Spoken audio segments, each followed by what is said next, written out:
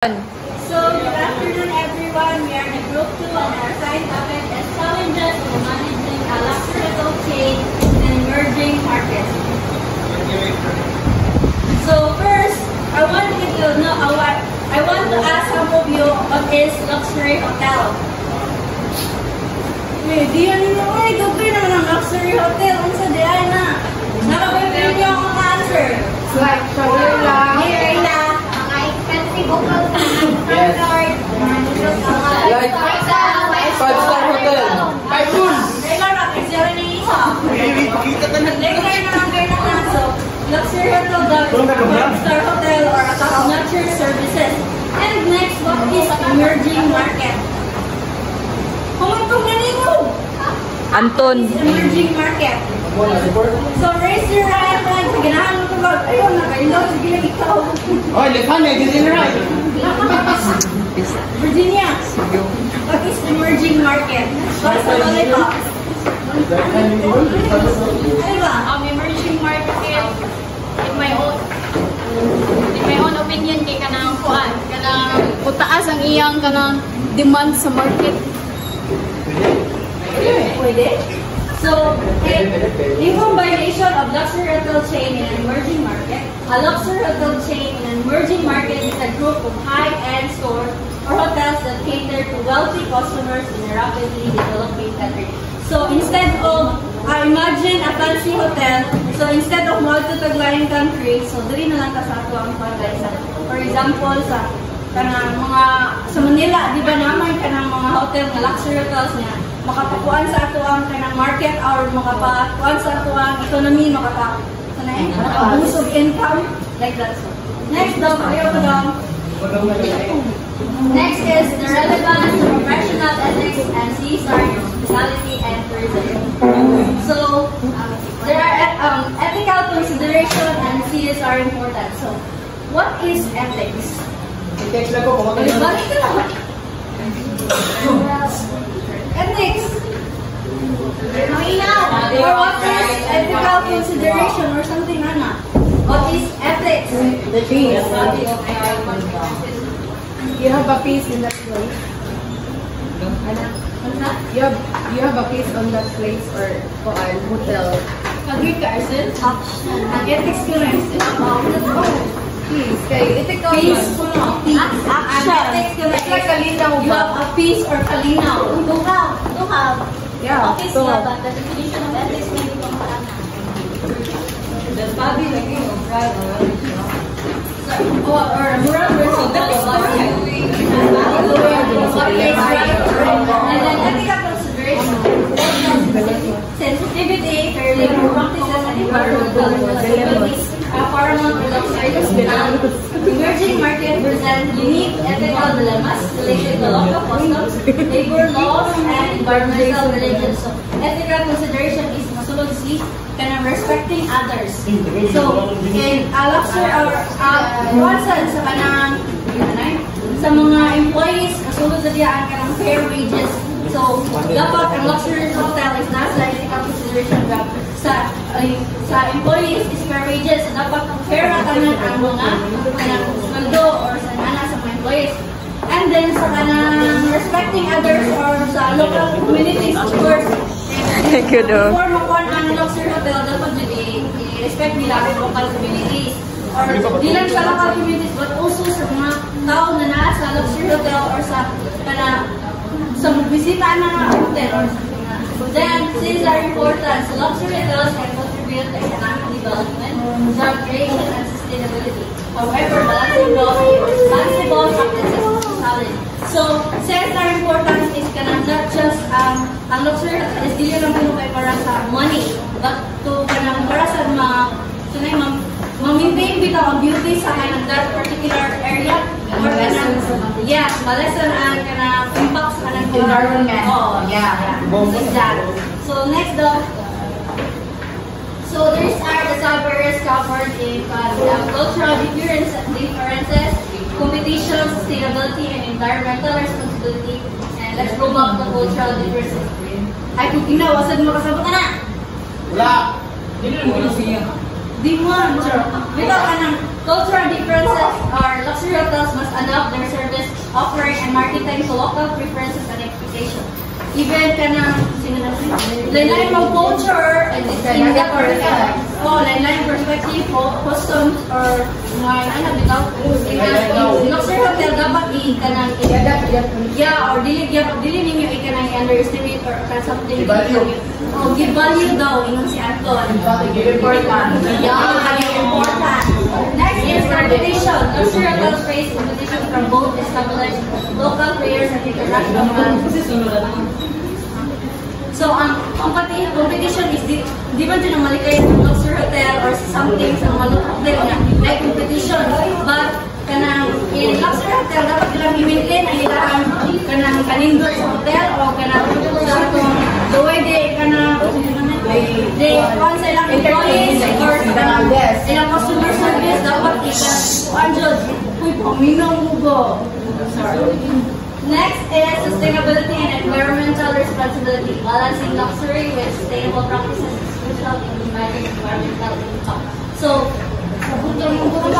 sustainability. Isa may makatang example of sustainability. Nilong mo. Diba? Sustainability. Ano ba? Sustain the cleanliness of the hotel. Using Maintaining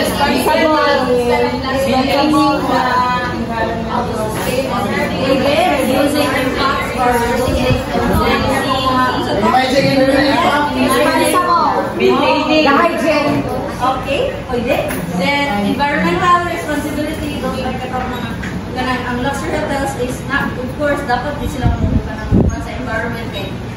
Even, ang environment, luxury hotel needs sila mumuha sa ilang environment kay, of course, kay kung wala ang environment, dili mag-form ang luxury, ang ilang hotel, dili sa mimpo, dili ilang tarungon pagkuhan ang ilang hotel. Next down. So, these are the examples of Charles Hotel in emerging markets. First, we have Shangri-La Hotel, Hilton Hotel, and Marriott International. So, first we have Shangri-La Hotel. So, Shangri-La Hotel are renowned for their exceptional service, elegant accommodations, and prime locations in vibrant urban center. So, before we tackle these challenges and problems of Shangri-La Hotel, let us dig more about Shangri-La Hotel. So, kinsa ang founder ani nga Shangri-La Hotel. So, Shangri-La Hotel founded in Shangri-La Hotel is founded in 1971, and Robert Cook was the founder of Shangri-La Hotel. And the first built Shangri-La Hotel is in Singapore. Yes, and Shangri-La Hotel also has many branches among the internationally. Yes, they have 100 of branches, and also Shangri-La Hotel has 4 branches here in the Philippines, which is in Makati Shangri-La, Edsa Shangri-La, and Shangri-La Mactan Resort and Spa in Cebu, and also Shangri-La Boracay Resort and Spa. So, unsa rin na sa Shangri-La?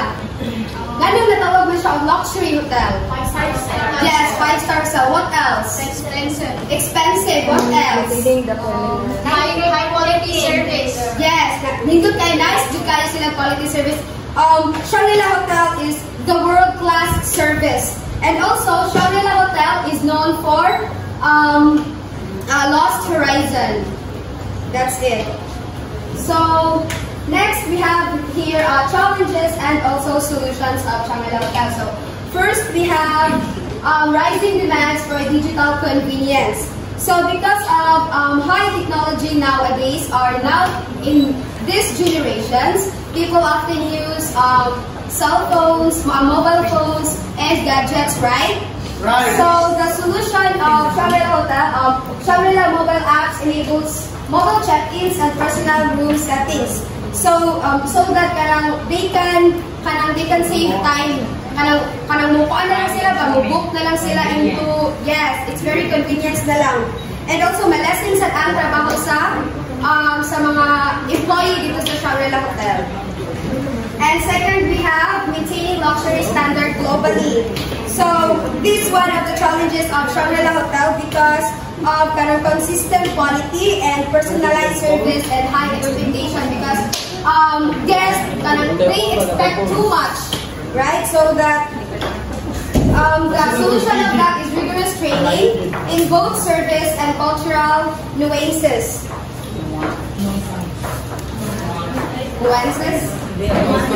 Is reducing environmental impact on Indonesia, Lavinia a while ago. Because it requires balancing luxury hotel, because it balancing the luxury service and sustainable practices. Very good. And the solution of that is initiative to cut waste, water use, and single-use plastics. Wow. Next one is Hilton Hotel. And what is Hilton Hotel and its challenges and solutions? So, what is Hilton Hotel? So, Hilton is a global luxury hotel chain that caters a diverse range of travelers seeking upscale accommodation.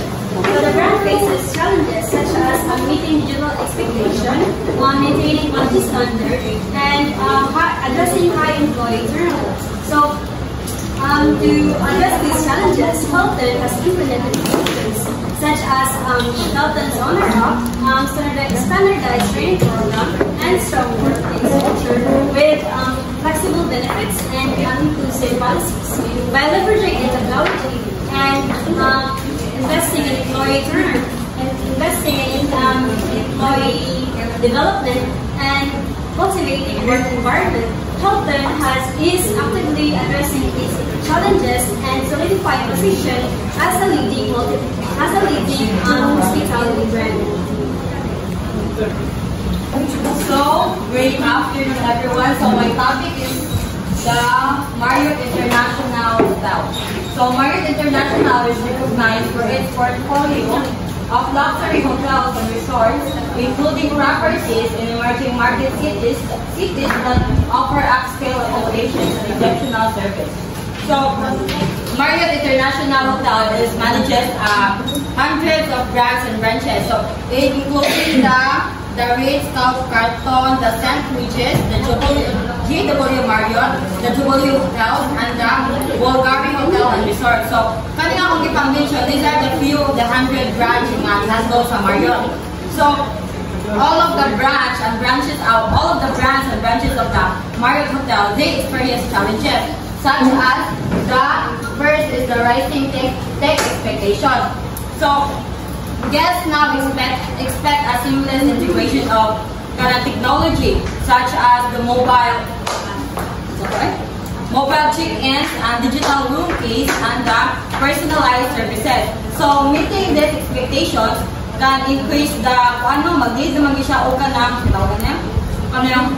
investment ba sa tech ganit katungod para makakuha mo sa expectation nila, ma-meet to expectation sa guest, we need a significant investment of the tech infrastructure. So with the solutions, they create a Bonvoy app with mobile check-in, digital keys, and personalized services.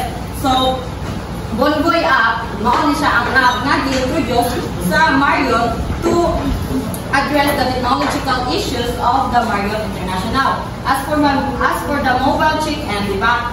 It is very convenient naman no by one tap naman sa atuwag cellphone maka-check-in naman ta. There is no need for us na muadto sa specific na sa Marriott Hotel para mag-check-in. So makakuha siya no, more convenient, malisen ang trabaho o time consuming.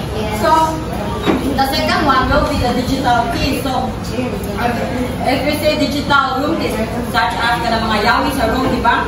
So, maka-decrease ka sa kanang ganing contact na po sa yawi ganing ka na for healthy, for safety, and for hygiene purposes sa mga sa guests.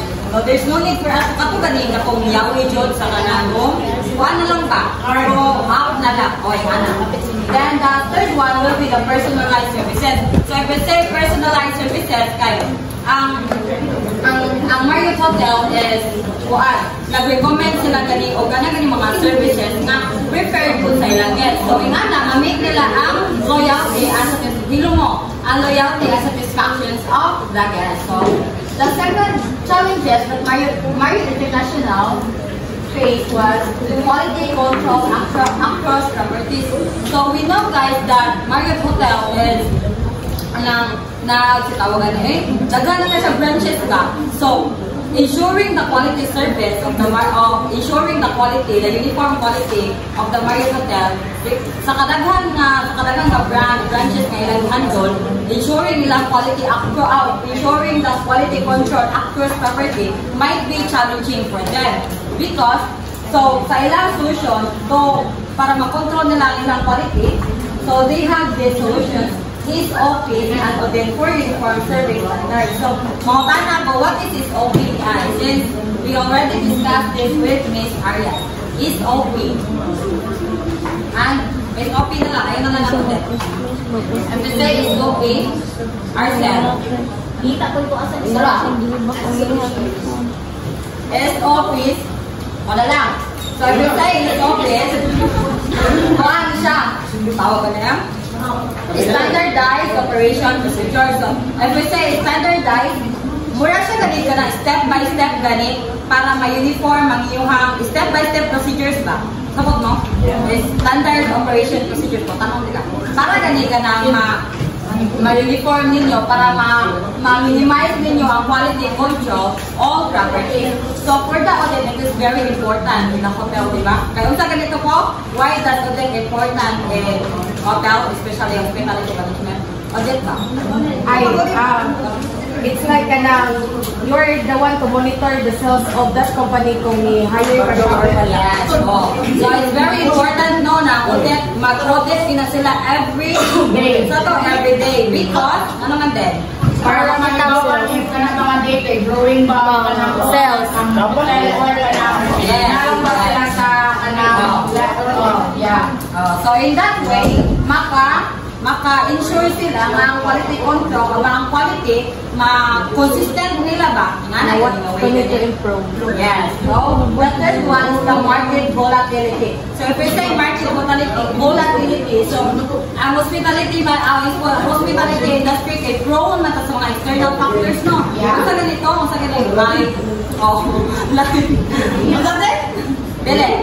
external factors. If we say external factors, mga problem na mga natural disasters, prone na just like for example kanang pandemic. So di ba ang hospitality na kuan mo sa supply chain kay nang decrease na di ba wala ni mga biyahe, wala ni travel. So dapat na siya impact sa hospitality di ba kay nagabuli sa country. Wala na nakuha ng economy, wala na matarong.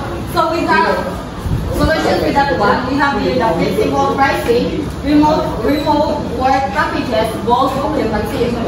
Now, sa addition ko dahil sa market volatility kaya if hindi siya masolusyonan, makakuhaan man siya sa revenue or makakuhaan man siya sa occupancy sa market sa Marriott International, maka-decrease kami siya sa occupancy ganito, hindi siya human ang revenue niya may magkagamay siya. So, ilang solution flexible pricing. So, if we say, enhanced digital survey outfits. The third one is Kotaku market volatility they have adopted the dynamic pricing model. So, if we say dynamic pricing model, kanang ganing ang ilang paminaw mo, tanong mo. Ang sabi ng dynamic pricing models paano to? Sigtaw, hindi mo nino. You don't have respect. So, if you say dynamic pricing model, so, muna siya ang adjust ganyan sila sa rates, quiet. Adjust sila sa rates based on demand. Just like, for example, Saman ba, adjust sa rates based on demand sa kuan. Example, based just like for example, kada gani magsinulog, di ba? So ang hotel mo taas magita kay syempre demand ka. So mo taas siya, mo adjust siya. So inana way ma-minimize niya ang revenue sa hotel. And also, sa remote work packages is kanang kining ilang i-transform ang room into offices. During off-peak season, kay kusog man, kanang usa ka room ilang i-transform into temporary offices ba? Para kani mas mo attract sa mga business travelers or sa katong mga nagtrabaho sa remote work mo ato sa usa ka sa Marriott Hotel wherein nag-offer of remote work packages. Of Shangri-La, Hilton, and Marriott International to environmental, social, and economic sustainability. So environmental. First is Shangri-La Hotel. They're working on using less energy and water reducing plastic waste and protecting nature. So in reducing plastic waste in Paangkay, instead of kanang use of plastic straw, they use kanang paper straws and mga plastic bottles kay kanang ilan na lang ilisan o kanang glass bottle and ilan na lang ipang gasan or kanang Dili disposable. Glass.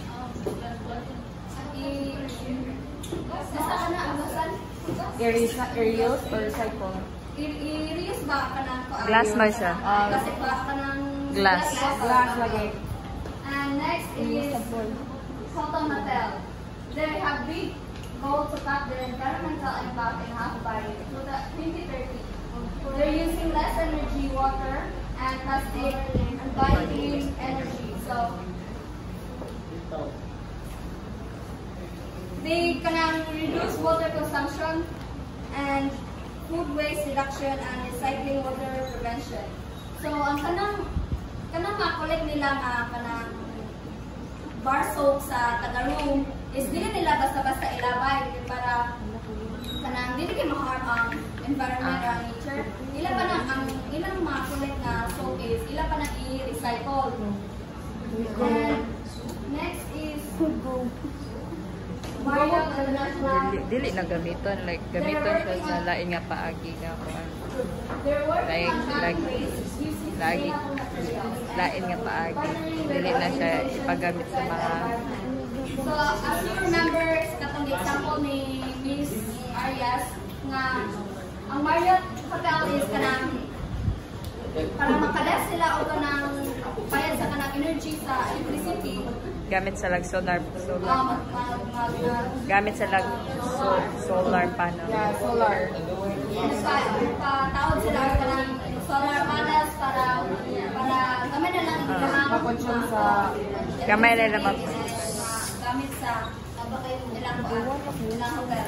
Shangri-La Hotel, they want to help local communities by creating jobs, working business, and helping children and young adults. So, Shangri-La Hotel is a commitment engagement of particular focusing of youth and dedication to their aims to support a local business. And then they collaborate with a local business, charities, and also group to support a local event or locals. Then Hilton Hotel. They are focused on training employees and helping communities and being a force for a good endeavor. Wow. Hilton Hotel is encouraging employees or to volunteer to out there and travel with purpose to encourage, allowing for them to give back the communities where they work. So Marriott International, they want to make sure their employees are treated fairly, support young people, and create opportunities for everyone. Is to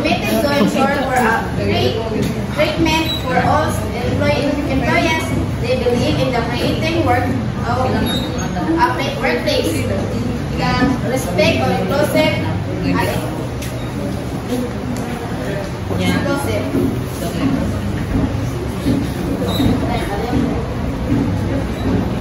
So, so they are the where hotels are creating jobs, attract support local business and helping the economy grow. Tourism is a power engine for economic growth, in particular for a local business by attracting tourists. Religion can create jobs, both for strengthening the local communities.